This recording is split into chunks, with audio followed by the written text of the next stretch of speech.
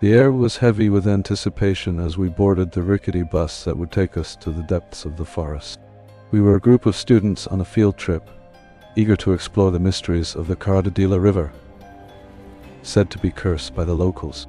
Our guide, a grizzled old man named Kadir, handed out worn-out maps and instructed us to stay close. As we made our way down the winding road, the trees grew taller, their branches tangling above us like skeletal fingers. The air thickened with an eerie mist that clung to our skin like a damp shroud. Our group consisted of seasoned hikers and city slickers alike, all united in our quest for adventure. But as we delved deeper into the forest, I began to feel an unsettling presence lurking just beyond the edge of perception.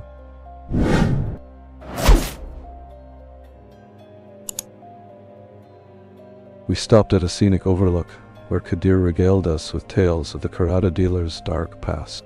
The river was said to be inhabited by malevolent spirits that preyed on the living.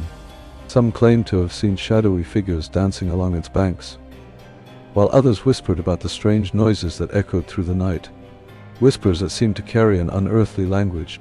I couldn't shake off the feeling of unease as I gazed out at the river's glassy surface. Something didn't sit right with me. Perhaps it was the way Kadir's eyes seemed to glaze over when he spoke of the Karadedeler, or the unnerving silence that fell over our group whenever we approached the river. We pressed on, determined to reach the heart of the forest and uncover its secrets. As night began to fall, casting long shadows across the forest floor, Kadir led us to a secluded clearing near the river's edge. A makeshift camp was set up, with flickering candles that cast eerie silhouettes against the trees. As we settled in for the night, I couldn't help but feel watched. Every snap of a twig or rustle of leaves made me spin around, searching for signs of movement. My friends were engrossed in their own conversations, but I noticed Kadir keeping to himself, sitting by the fire with an intensity that bordered on obsession.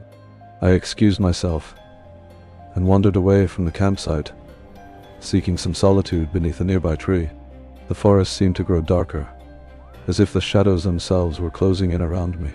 Suddenly, a faint whispering began to carry on the wind, an unearthly language that sent shivers down my spine. I spun around, but there was no one in sight. That's when I saw it. A figure standing just beyond the tree line, its eyes glowing like lanterns in the dark. For an instant, our gazes locked, and I felt a jolt of pure terror course through my veins. Then the figure vanished into thin air, leaving me breathless and confused. I stumbled back to camp, desperate for the safety of my friend's company. But as I approached the fire, I saw Kadir standing alone, his eyes fixed on something behind me. I turned, but there was nothing there. Only the darkness and an oppressive sense of dread that seemed to seep into every pore.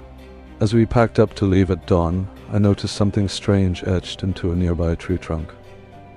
Duyunush, Turkish for turning point. It was then that I realized our group had crossed some unseen threshold. We were no longer mere visitors. We had become participants in the Karadedeler's dark dance.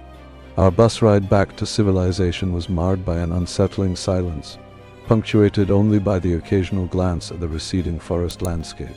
I couldn't shake off the feeling that something within me had shifted, a part of my psyche now attuned to the whispers and shadows that lurked beyond the edge of perception.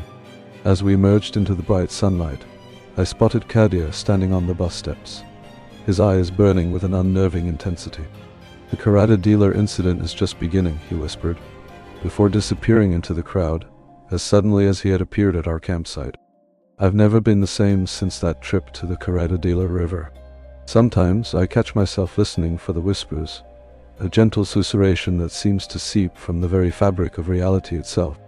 And when the wind picks up just right, I swear I hear the faint echoes of a language that defies comprehension, beckoning me back into the heart of the forest. The Karadedeler incident is not an isolated event. It's a threshold, a doorway to realms beyond our understanding. Those who cross it will never be the same, for in the depths of the forest lies something ancient, waiting patiently to turn them.